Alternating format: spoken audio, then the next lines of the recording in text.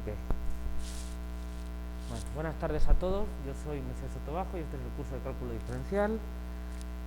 Vamos a tener clase de teoría hoy. ¿Bien? Bueno, pues ya vimos el principio de inducción matemática. A ver, doy por supuesto que todos ustedes han transitado y superado el curso de matemáticas básicas, donde ven, entre otras cosas, no sé si la construcción, pero al menos las propiedades básicas de los conjuntos numéricos básicos de matemáticas, ¿no? Que son los naturales, los enteros, los racionales y los reales, al menos. Bien, entonces pues supongo que ya han visto todo eso, no lo voy a repetir, pero dicho esto, pues esto no podría ser un curso de cálculo si no dejamos claras cuáles son las propiedades fundamentales de los números reales, para ponernos de acuerdo, porque las vamos a utilizar y voy a hacer referencia a ellas. Entonces no voy a dar muchas explicaciones, porque supongo que ya lo han trabajado, pero sí tengo que enunciarlas y aclarar una notación, ¿vale? Porque es importante, si uno no tiene claras las propiedades de los números reales, no estás viendo un curso de cálculo, porque es nada más por encimita, pero no puedes entender la verdadera naturaleza y la profundidad de los resultados del cálculo. ¿Bien? Entonces vamos a hacer eso. Aprovecho para decirles que en mi canal de YouTube tengo colgado una lista de reproducción con los videos, con las clases de un curso que acabo de dar, no sé si fue el caso del semestre, que es de análisis matemático en RL. Bueno, ahí lo que hice fue hacer una construcción formal, básicamente fue una construcción real, una construcción formal de los números reales y verificando todas sus propiedades. Entonces, si les interesa, ahí lo pueden ver. Es un poco laborioso, pero es muy interesante, ¿vale? Entonces, pues nada más que sepan que está ahí si lo quieren ver, es gratuito. Y ya está. Pero bueno, aquí no me voy a extender obviamente tanto, porque simplemente hacer eso es todo un curso. Entonces, ¿por qué no lo hago? Pues porque por una cuestión de tiempo y también por madurez matemática. Entonces, si me pongo a hacer eso, seguramente al tercer día ya aquí no va a haber nadie y voy a estar hablando solo. Entonces no quiero ahuyentarles. Es muy importante, pero bueno, quizá para consumir ese tipo de teoría, pues uno necesita un poquito más de madurez matemática. Viene totalmente a cuento porque ahí está la raíz de la esencia de todos los resultados del cálculo infinitesimal, como digo. Sin entender bien eso, no se entiende bien el cálculo. El problema es que, como es drogadura, pues primero le vamos despacito, primero le damos los resultados del cálculo y luego ya, si quieren, verán lo otro. Es así la cosa. No en vano la humanidad tardó bastantes siglos en afianzar y formalizar toda esa parte de la teoría. Entonces no fue algo sencillo. Bueno, entonces vamos allá con los números reales. Primero, tienen clara la... Pasa.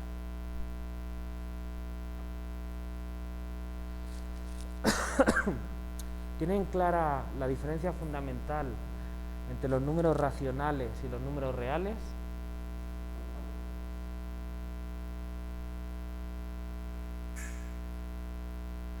¿Cuál es la diferencia? ¿Tu nombre, por favor? Raúl, Saúl. ¿Cuál es la diferencia entre los racionales y los reales? La fundamental, la más importante.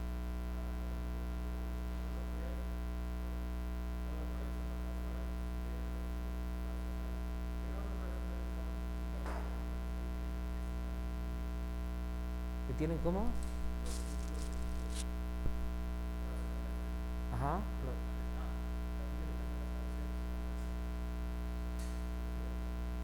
Los racionales son los que se pueden poner como fracciones, se pueden representar con fracciones de enteros. No sé si es eso a lo que te refieres. Ok, eso es cierto, pero voy buscando otra cosa.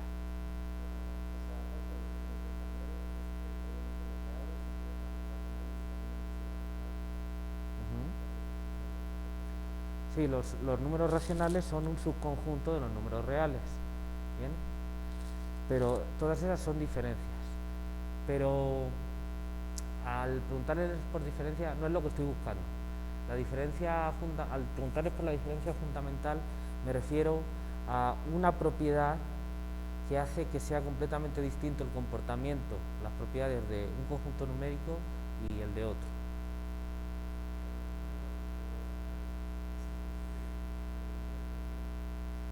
Los reales tampoco. De hecho, que yo sepa, en ningún lado.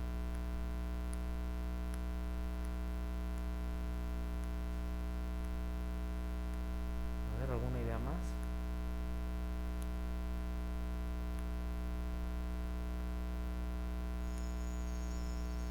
Bueno, todo se puede resumir con una palabra: completitud. Completitud. ¿Vale? Vamos a escribir.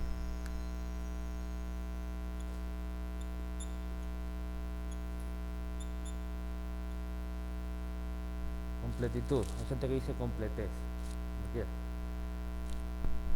Completitud. Los números racionales son incompletos, tienen la propiedad de incompletitud, y los números reales son completos, tienen la propiedad de completitud. ¿Les hablaron de eso en el curso de matemáticas básicas? Bueno, el definir con rigor, desde el punto de vista del análisis matemático y con rigor con los estándares modernos, pues no es tarea fácil. Hablo seriamente de eso en el curso que di, en los vídeos que está ahí. Entonces, pues no me puedo extender mucho porque tendría que explicarle varias cosas y no es plan de ponerse a ello ahora. Pero sí se puede dar la idea intuitiva de qué es eso. Y eso sí lo vamos a hacer, ¿vale? Entonces, ¿qué quiere decir que los números racionales sean incompletos o que tengan la propiedad de incompletitud? Pues básicamente quiere decir, desde el punto de vista del análisis, de los argumentos que vamos a hacer de hacer operaciones infinitas, de pasar al límite, quiere decir que los números racionales tienen agujeros. Tienen agujeros, tienen hoyos y por ahí se nos va información, ¿vale? Y eso es muy importante porque provoca que si uno quiere desarrollar la teoría del cálculo infinitesimal en los racionales, pues no le salen los resultados, la teoría no sería satisfactoria. Los teoremas que a uno le gustaría demostrar, que están en el libro de cálculo, pues no son ciertos, no salen. Y eso es muy sencillo de ver, ¿vale? Vamos a pintar, vamos a poner ejemplos que además son típicos, ¿no? Es muy sencillo de argumentar esto. Bueno, imaginemos que esto es un cuadrado con ladito de 90 grados, ¿no? Y demás, y que tiene en una cierta unidad de medida lado 1, ¿vale? 1 metro o lo que quiera. Entonces ya hasta lo puedo construir o lo puedo dibujar bien. Vale. ¿Cuánto mide la diagonal del cuadrado?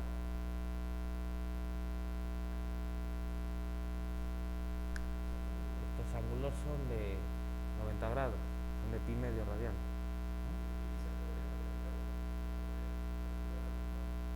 Ajá. ¿Y cuánto sale?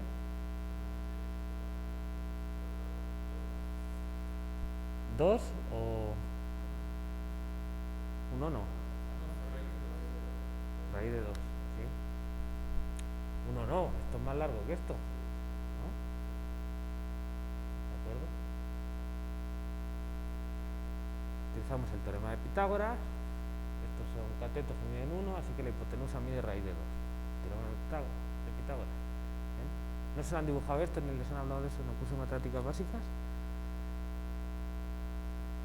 ¿No lo mencionó el profe? Bueno, pero es importante tener en cuenta. Vale. ¿Y qué ocurre? Que raíz de 2 no pertenece a los racionales. Normalmente escribiríamos. ¿Eso se lo han demostrado?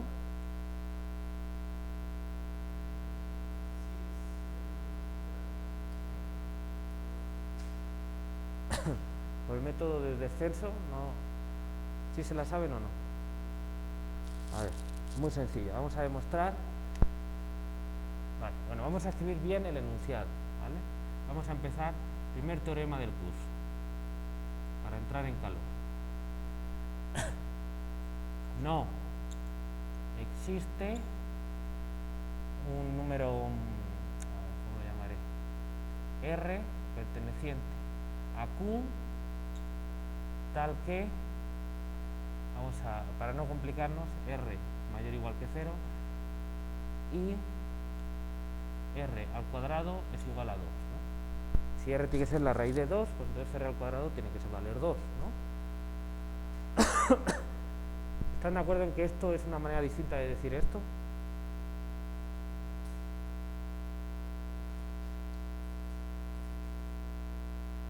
¿Vale? No existe un número R racional tal que es no negativo y su cuadrado vale 2. Eso debe decir que raíz de 2 no es un número racional, ¿vale? Bueno, no es exactamente lo mismo porque, fíjense, aquí yo estoy escribiendo raíz de 2. Estoy asumiendo que existe un número que es raíz de 2, que se puede comparar con los racionales, porque sabemos que ese número es real, y lo que estoy diciendo es que ese número no es racional, ¿vale? Aquí no tiene nada que ver con la existencia de raíz, bueno, no tiene nada que ver, no asumo la existencia de raíz de 2, simplemente digo que no hay un número racional tal que cumple esto, y todo esto tiene sentido en el contexto de los números racionales, porque yo puedo saber cuando un número racional es mayor o igual que 0, puedo hacer siempre su cuadrado y puedo saber si su cuadrado es 2, ¿vale? Pues no estoy aquí, independientemente de que existiera o no raíz de 2, yo esto lo puedo comprobar. Ahora lo que me está diciendo es que porque claro, ¿qué caracteriza el número raíz de 2? Pues su cuadrado es 2, ¿sí o no? Y que además es no negativo, porque ¿qué números conocen que su cuadrado sea 2? Raíz de 2 y menos raíz de 2. Entonces, si además le pido que sea no negativo, pues ya solo hay uno. ¿Sí se ve? Bueno, entonces lo que estoy diciendo es que no sé si exista un raíz de 2. Lo que sí sé es que, desde luego, no existe nada parecido a los números racionales que tenga derecho a llamarse raíz de 2. ¿Sí notan el matiz? ¿Vale? No sé si exista o no. Lo que sí sé es que los racionales no buscas. Ahí no está. ¿Vale? Porque si pongo raíz de 2, lo menos que tiene que cumplir es que sea mayor o igual que 0 y que su cuadrado sea 2. Entonces, no hay nada de los racionales que cumpla eso. Eso es lo que estoy diciendo. ¿De acuerdo? Entonces, esto y esto no es lo mismo. Se parecen, pero no es lo mismo. Bueno, vamos a demostrar este teorema y después seguimos con eso. Demostración. Procedemos por reducción al absurdo, ¿vale? O sea, por contradicción, ¿vale? Recuerden que si queremos demostrar algo de este tipo, P implica Q, así. Entonces, lo que hacemos por reducción al absurdo es suponemos la hipótesis, suponemos que no se tiene la tesis, y con esto llegamos a algo que no tiene sentido, un absurdo, ¿no? Esa es más o menos la idea del método de reducción al absurdo. Bueno, entonces vamos a suponer lo contrario a lo que queremos demostrar y vamos a llegar a una contradicción. Pues lo contrario es, pues, suponer que sí existe tal R, ¿vale? Supongamos que existe R perteneciente a Q, a los racionales, tal que R es mayor o igual que 0 y R es igual a, R al cuadrado es igual a 2. ¿Este teorema se lo demostraron en el curso de matemáticas básicas? ¿Sí se lo demostraron? Vale. Resultados básicos, tienen que verlo. Ok, a ver. Por cierto, recordatorio. ¿Cómo hay que pensar los números racionales?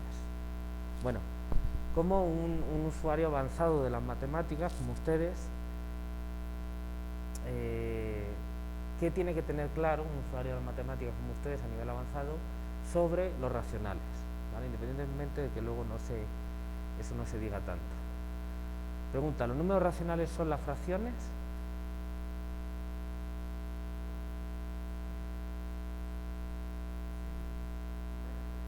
Tiene que ver, pero no son exactamente las fracciones, ¿vale? Yo puedo construir, a partir de los números enteros, el conjunto de fracciones de enteros. Ya saben, son los números de la forma. Si yo tengo P y Q enteros, y además Q distinto de 0, porque no se puede dividir por 0, entonces yo construyo la fracción P sobre Q, ¿vale? Tiene una cierta interpretación geométrica, los enteros están incluidos cuando Q divide a P, me sale un entero, ahí puedo definir la suma, el producto, y entonces veo que eso tiene de verdad esta construcción formal o analítica se corresponde con la realidad que uno piensa de lo que son los racionales, de partir en trocitos y demás. Vale, todo bien. Bueno, pero eso son las fracciones. Ahora lo que pasa es que hay una cuestión de representatividad, y es que yo puedo representar el número 1/2 como 2/4 y como 3/6, y etcétera, etcétera, ¿no?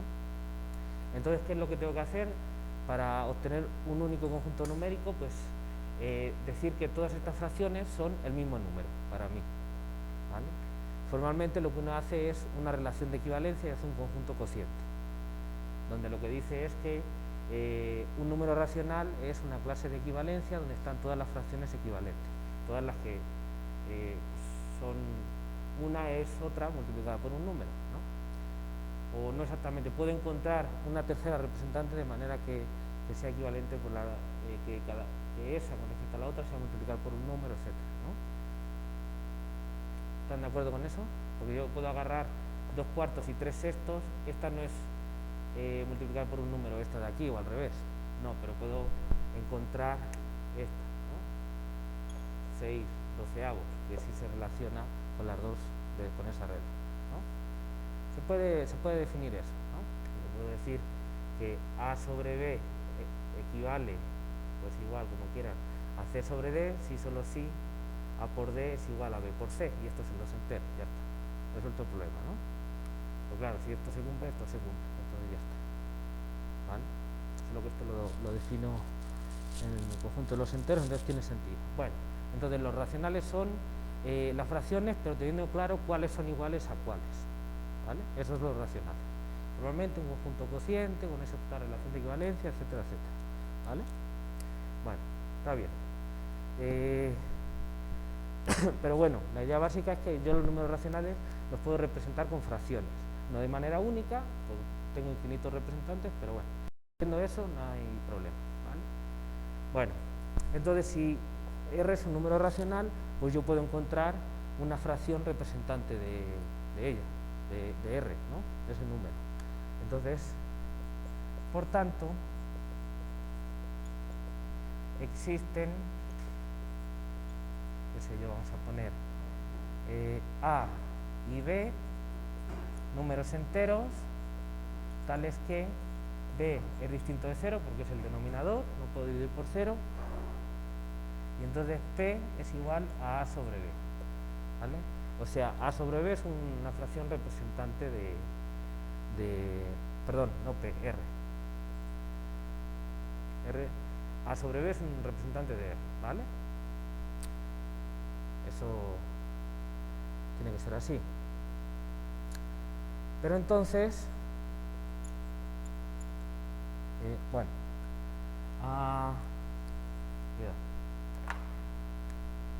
sin pérdida en la generalidad,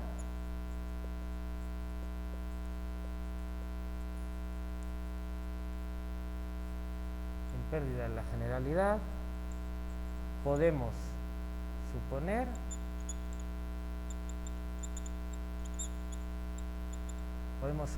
que A es mayor o igual que 0, B es mayor que 0 y el máximo común divisor de A y B es igual a 1, ¿vale? Es decir, que A y B son enteros y son primos entre sí, ¿vale? El único divisor que tienen en común es 1. ¿Están de acuerdo conmigo? ¿Está claro que puedo suponer eso? Bueno, como R es mayor o igual que 0, bien, pues entonces o los dos son positivos o los dos son negativos, no hay más, ¿no? O bueno, si es 0, pues entonces el de arriba tiene que ser 0, no hay más. Y si es R es positivo, pues entonces o los dos son positivos o los dos son negativos. Entonces, pues voy a tomar el caso, que me da igual, en el que los dos sean no negativos, ¿vale? Bueno, B positivo porque no se puede anular y A mayor o igual que 0. ¿Vale? Perdón. Máximo común divisor. Y el máximo común divisor de A y B como números enteros es 1. O sea, son primos entre sí. ¿Sí se entiende bien esto? Claro que yo siempre puedo suponer esto, porque si no, simplemente calculo el máximo común divisor de A y B, que siempre existe, divido por él y me quedan otros números que ya son primos entre sí y que representan la misma fracción. ¿Están de acuerdo con eso? Vale. Entonces vamos a suponer eso. Esto es lo que se llama la fracción irreducible de R. ¿Vale? Pues ya no se puede simplificar más. Ahora, como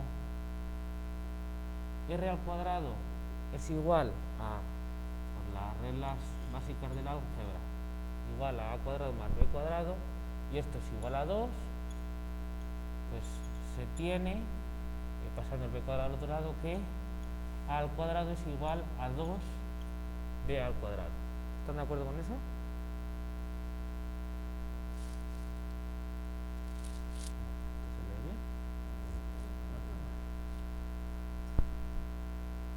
¿Sí se ve?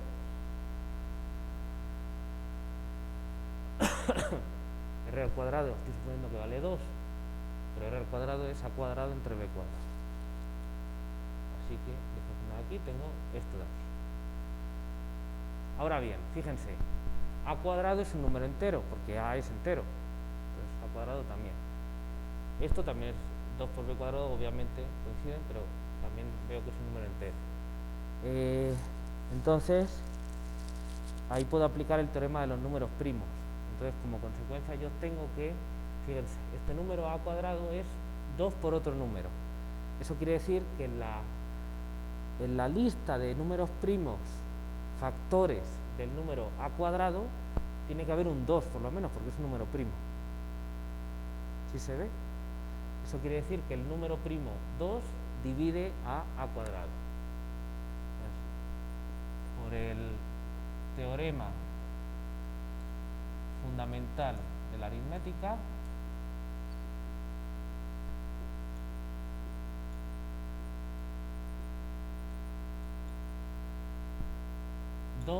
divide a cuadrado. ¿Conocen esta notación? Quiere decir 2 divide a cuadrado. ¿Pero qué quiere decir que 2 divide a cuadrado? Es decir, existe un número C entero, ¿bien?, tal que a cuadrado es igual a 2 por C.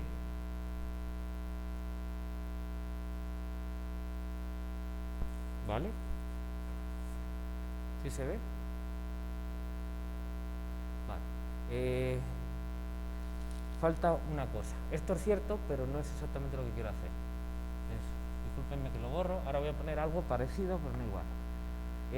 Ahora, si el número primo 2 divide a cuadrado, entonces necesariamente el número 2 divide a. Porque si no divide a, ¿cómo va a dividir a por a? ¿Dónde está? ¿De dónde aparece ese primo? ¿Sí lo ven?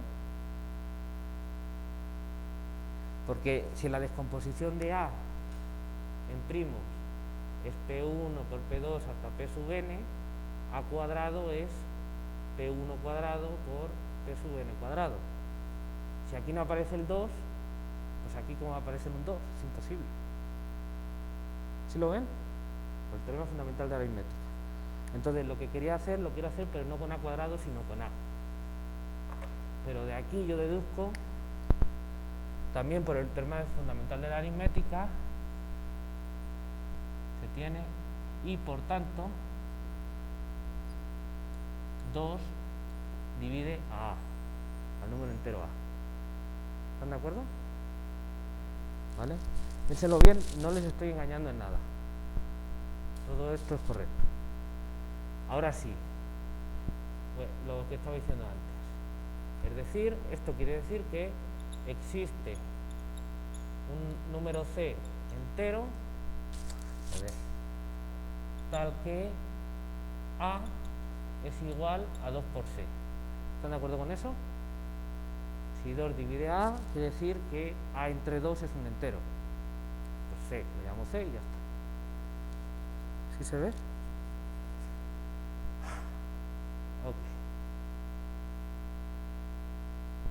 Bueno, entonces fíjense, yo tengo aquí que escribí que R cumple que es mayor o igual que 0 y que su cuadrado vale 2. Representé a R como A sobre B.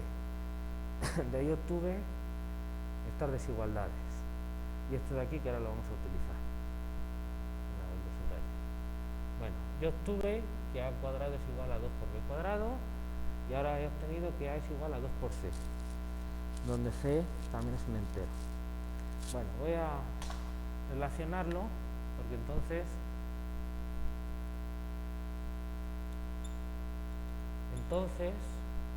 2 por B cuadrado es igual a A cuadrado, pero A es 2C, entonces esto es 2C al cuadrado, es decir, 4C cuadrado,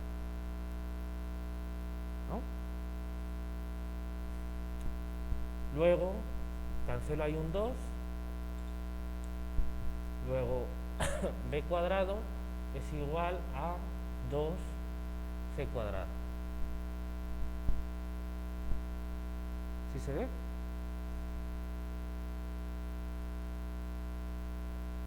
B cuadrado es igual a A cuadrado, pero A es igual a 2C, así que A cuadrado es 2C al cuadrado, 2C por 2C, 4C cuadrado. Ahora cancelo aquí un 2 y me queda que B cuadrado es igual a 2C cuadrado. ¿No? Vale. Ahora otra vez, por el teorema fundamental de la aritmética,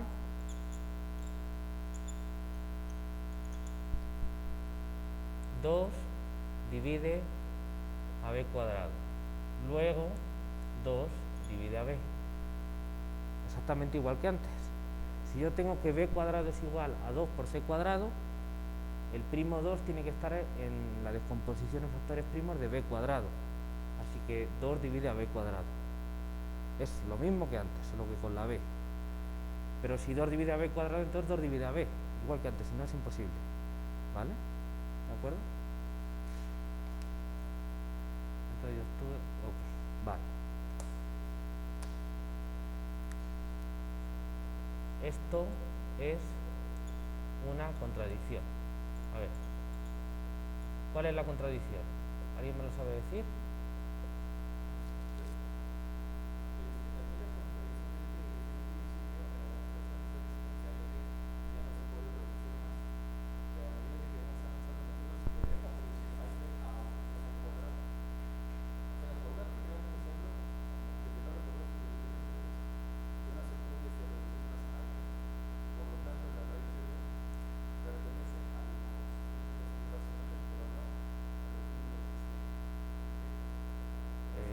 Racional. Bueno, esto no demuestra que raíz de 2 sea un número irracional, ¿vale? Lo único que demuestra es que no es un número racional, es un matiz que es importante, ¿vale? Esto no demuestra que haya un número que sea raíz de 2. Lo que demuestra es que raíz de 2, si existe, no puede ser racional, ¿vale? Luego, por otro lado, después se demuestra con un poco de trabajo que sí existe un número en los reales, claro, tienes que ver qué definición de número real tomas, pero que sí existe un número real que se merece llamar raíz de 2, que es positivo y que su cuadrado es 2, ¿vale? Bueno, pero la contradicción en concreto está aquí. Está, no sé si más o menos es lo que quería decir, yo creo, pero hay que aclararlo mejor. Que yo supuse que A y B eran irreducibles, eran primos entre sí, la fracción está en la que es irreducible, y yo he llegado a demostrar que 2 divide A y 2 divide a B. Esto quiere decir que el máximo común divisor es un múltiplo de 2 y por lo tanto no puede ser 1. Es decir, hay un número mayor que 1 que divide a los dos. Así que el máximo común divisor de A y B será 2 por algo. Esto implica eso, porque por lo menos 2 divide a los dos. Y esto es una contradicción con esto. ¿Sí se ve? Así que ya está, no puede ser. Entonces, con esto queda demostrado que raíz de 2 no puede ser un número racional, sea lo que sea. ¿Sí se ve? ¿Vale? Bueno, ok. Luego hablaremos de, así como de pasadita, de por qué sí podemos suponer que existe un número real que sea raíz de 2 y que, por supuesto, tiene que ser irracional, porque racional no puede ser. Pero eso después. Bueno, entonces fíjense, si el conjunto numérico con el que quisiéramos vivir y hacer nuestras cuentas, hacer nuestras mediciones, representar nuestras funciones, graficarlas, derivarlas, integrarlas para calcular áreas, para calcular pendientes de curvas, para lo que sea, todo eso que vamos a hablar. Si para todo eso decidiéramos hacer el conjunto de los números racionales, cuando llegásemos a un problema tan difícil de geometría como tengo un cuadrado de lado 1, ¿cuánto vale la diagonal? Dificilísimo, ¿no? Pues resulta que en el marco de los números racionales no podríamos resolver este problema. No podríamos porque no hay ningún número racional que sea raíz de 2 y la respuesta a ese problema es raíz de 2. Así que no podríamos resolver ese problema.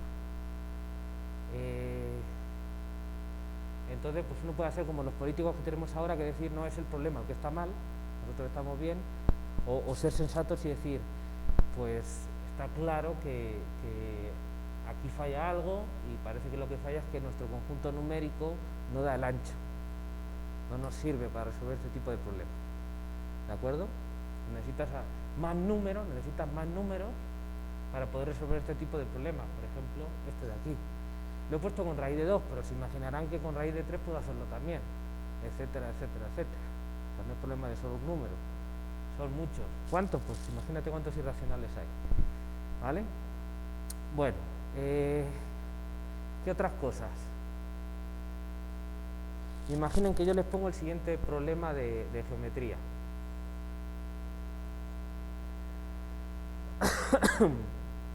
A ver, ¿cómo iba esto?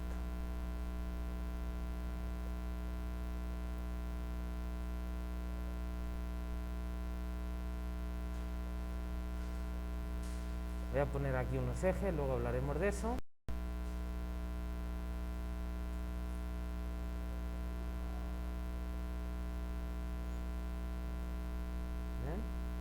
Y yo voy a pintarlo para que se note, para que se note con otros colores.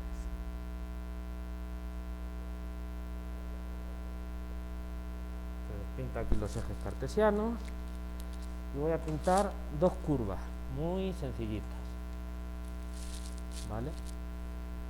Este es el plano R2, esos son los ejes cartesianos, y ahora yo pinto una recta que es la recta y igual a 0, ¿vale? ¿Qué quiere decir eso? Quiere decir que son los puntos X, Y del plano tales que Y es igual a 0. Bueno, vamos a suponer que queremos vivir con los racionales, entonces yo voy a decir, bueno, pues Q al cuadrado. ¿Ok? Voy a dibujarlo. Así, ¿no? Esa recta. El eje. Y ahora, otra muy sencillita, los XY puntos del plano con coordenadas racionales, tales que, a ver, ¿qué quiero poner? Y es igual a X cuadrado menos 2. Sencillito, ¿no? Y igual a X cuadrado menos 2. Números racionales que cumplan esto de aquí. ¿Vale? Bueno, ¿cuál es la gráfica de esa curva? Pues es una parábola. Es la parábola básica, solo que le he bajado 2 unidades. Pues si yo la pinto es pues la que había pintado antes. Más o menos así. Y la otra rama hace más o menos así. ¿Vale? ¿Están de acuerdo? Los puntitos rojos cumplen esto de aquí, los puntitos en verde cumplen esto de aquí. Todo racional. Vale. Y ahora, a ver, vamos a llamar a este conjunto A. Es un subconjunto de Q2 y a este lo voy a llamar B. ¿De acuerdo? A y B. Bueno, pregunta. ¿Cuál es la intersección de A y B? Es decir, los puntos de coordenadas racionales que están en A y están en B. Es decir, son los XY de Q2, tales que, bueno, Y tiene que ser igual a 0 y Y tiene que ser igual a X cuadrado menos 2. Ahora vamos con la parte analítica. Bueno, en el dibujo, obviamente, bueno, tenía que haber puesto un azul, es igual. Está claro que, bueno, está claro si soy capaz de dibujarlo bien. Y aquí va el eje, y aquí va la parábola, ¿vale? Pues ¿quiénes son los puntos que están en verde y en rojo? Pues esto, joder, si es que se ve, ¿no? Es que vaya preguntas tontas que hace el profesor, ¿verdad? Son esos dos puntos. Sí, nada más mirarlo y ya, ¿no? Vamos a calcularlo, ¿no? Porque estas ecuaciones son sencillitas. Pero vamos a resolver el sistema de ecuaciones salvajemente difícil. Y igual a 0 y y igual a x cuadrado menos 2. Bueno, muy sencillo, ¿no? 0 es igual a y, que es igual a x cuadrado menos 2, con lo cual 0 es igual a x cuadrado menos 2, lo que es lo mismo, x cuadrado es igual a 2. Lo que es lo mismo, x es igual, si quieren, a raíz de 2, o x es igual a menos raíz de 2. Y y es igual a 0, ya lo hemos dicho. O sea, son los puntos x, y de la forma raíz de 2, 0 y x,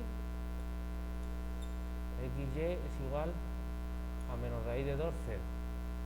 Es decir, si quieren decirlo así, A intersección B es el conjunto formado por el punto raíz de 2, 0 y el punto menos raíz de 2, 0. Son estos puntos, raíz de 2, 0 y menos raíz de 2, 0. ¿Están de acuerdo?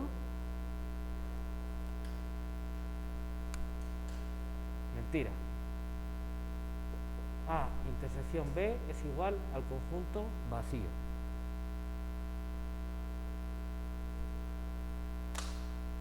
Porque A intersección B son los puntos x, y que cumplen estas ecuaciones que están en Q2. Es decir, tanto x como y tienen que ser números racionales.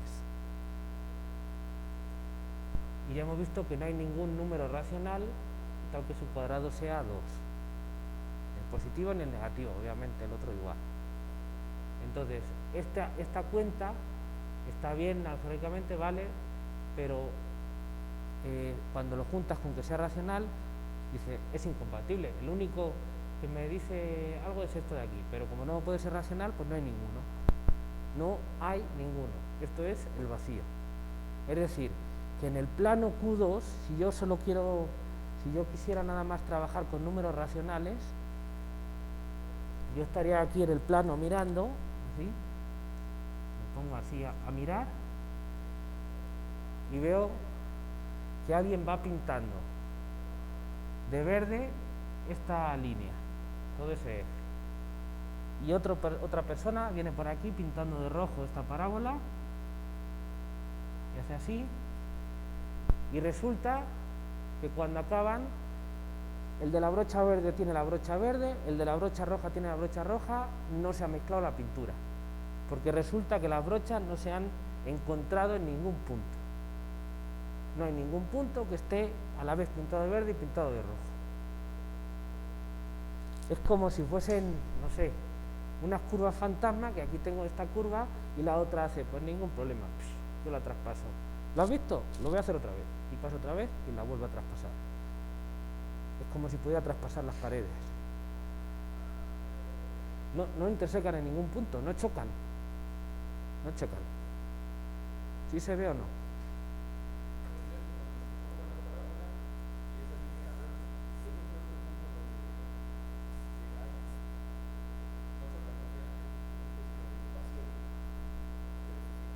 Hay un agujero, tanto la curva verde como la roja tienen agujeros.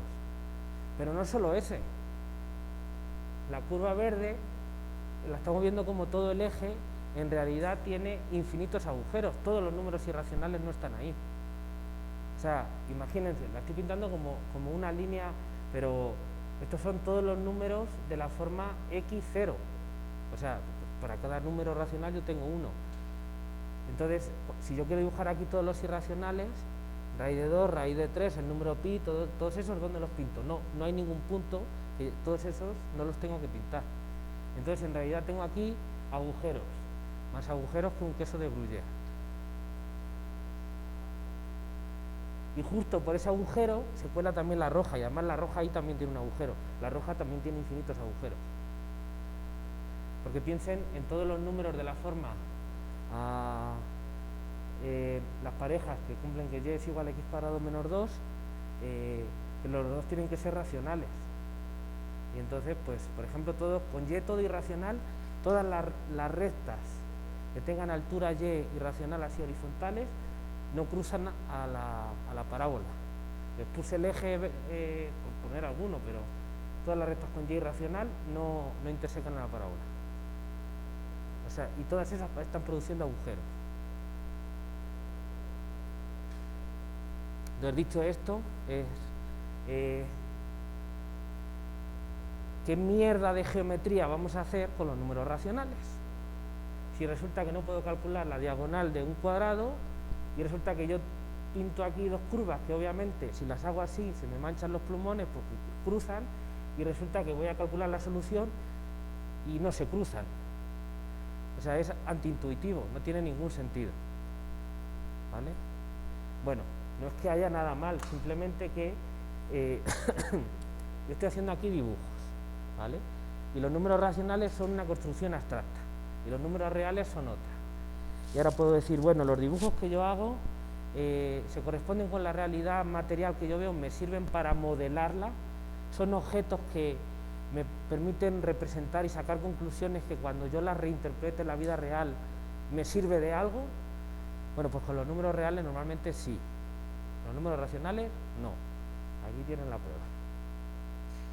Es decir, que uno pues se le quedan muy cortos los números racionales.